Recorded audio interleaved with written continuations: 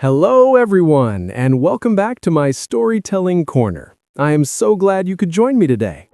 Today, I want to invite you to take a little trip with me through the power of your imagination.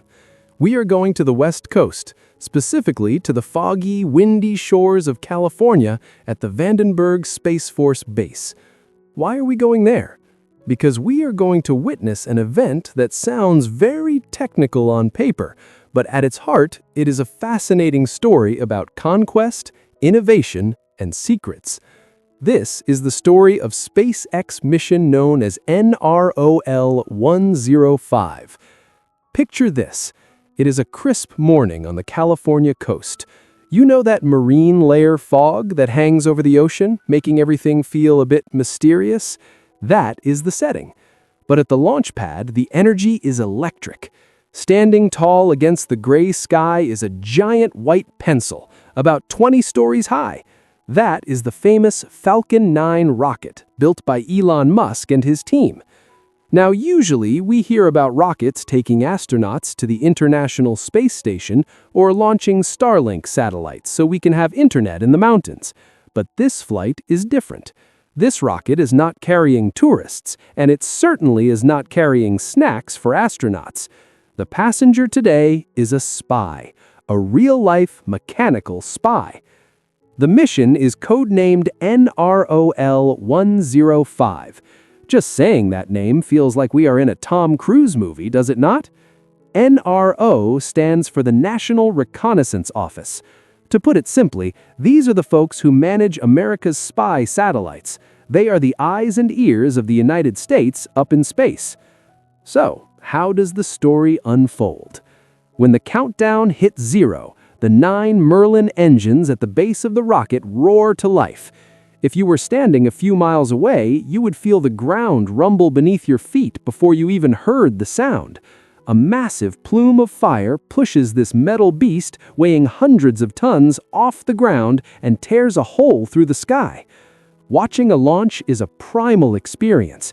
It's like watching a dragon trying to escape the gravity of Earth. It moves fast. In just a couple of minutes, that giant tower of metal becomes nothing more than a bright star fading into the deep blue of the upper atmosphere. But here's the thing about SpaceX.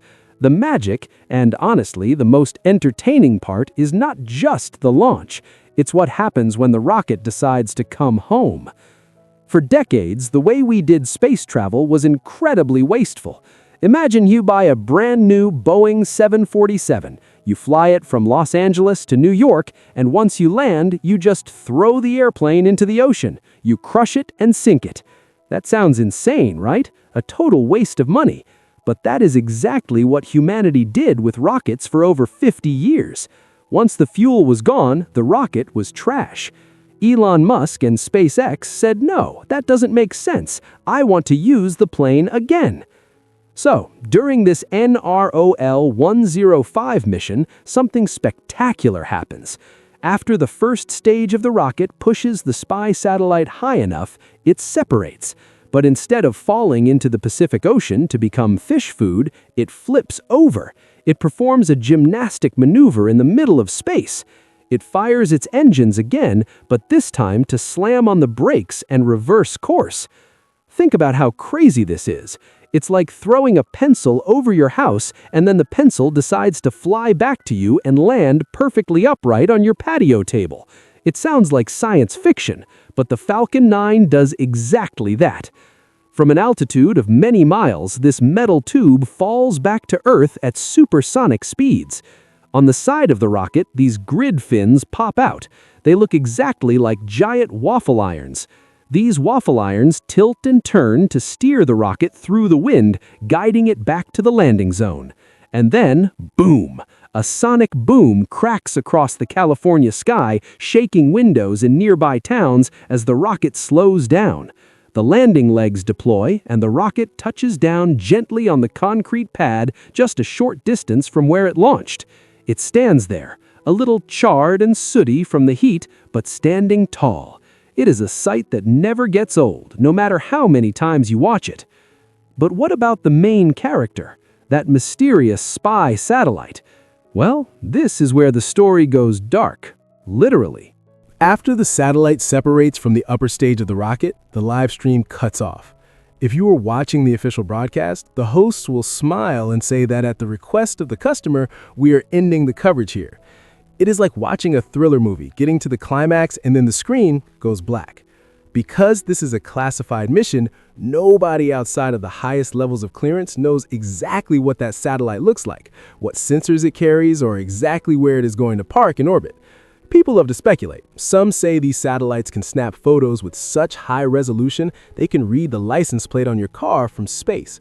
Others say they are huge antennas designed to vacuum up radio signals and electronic communications from adversarial nations. But nobody knows for sure, and that silence is the point. It just quietly drifts overhead, watching and listening, a ghost in the machine. Now, I want to break down why this specific story matters to you and me beyond just cool explosions and secret agents. First, it is a story about saving money, your tax money actually. Because SpaceX reuses that first booster, the cost of putting these national security assets into space has dropped significantly. It is the difference between using paper plates for every meal versus buying a nice set of ceramic dishes you wash and use for years. It is efficient and it makes space accessible. Second, it shows a shift in trust. In the old days, the military and intelligence agencies were very insular. They built their own things or used old-school defense contractors. Now, they are handing over their most precious secrets to a private company, a company born from the wild culture of Silicon Valley. It proves that innovation often comes from outside the system. There's also a funny little detail about these launches, the mission patches. Every time the NROL launches a satellite, they release a mission patch, like a logo.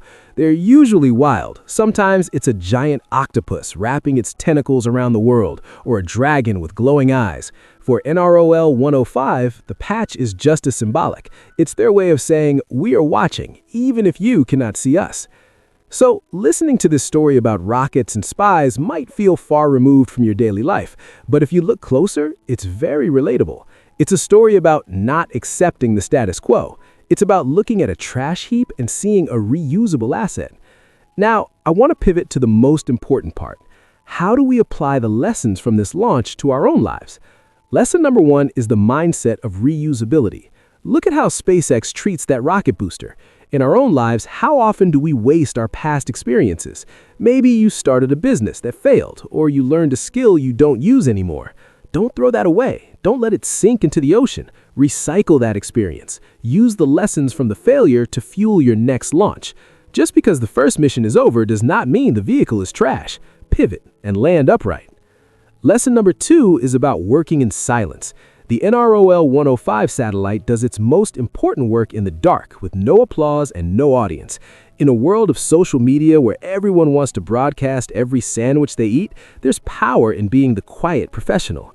Sometimes you have to grind in the shadows. You have to study when everyone is sleeping and work when everyone is partying. You don't need the applause to know you're doing something vital. Be like the satellite. Do the work even if no one is watching. And the final lesson is about the courage to be looked at as crazy. When Elon Musk first said he was going to land a rocket on its tail, the entire aerospace industry laughed at him. They said it was impossible physics. They said he was losing his mind. But he kept trying. He blew up a lot of rockets in the process, but he kept going until it became routine. If you have an idea that people think is weird, or if you want to take a path that nobody else is taking, don't let the laughter stop you. The story of NROL-105 is not just about metal and fuel, it's about pushing boundaries. Today, we're landing rockets. Tomorrow, we might be living on Mars. It begs the question, what boundary are you going to push in your own life today? Thank you so much for listening to this blend of technology and spycraft today. I hope it gave you 10 minutes of escape and maybe a little bit of inspiration. If you enjoyed this story, please consider sharing it with a friend who loves space or just needs a little boost. And don't forget to check back for our next episode. I have plenty more stories to tell. Until then, keep your eyes on the stars and keep your feet on the ground. I will see you next time.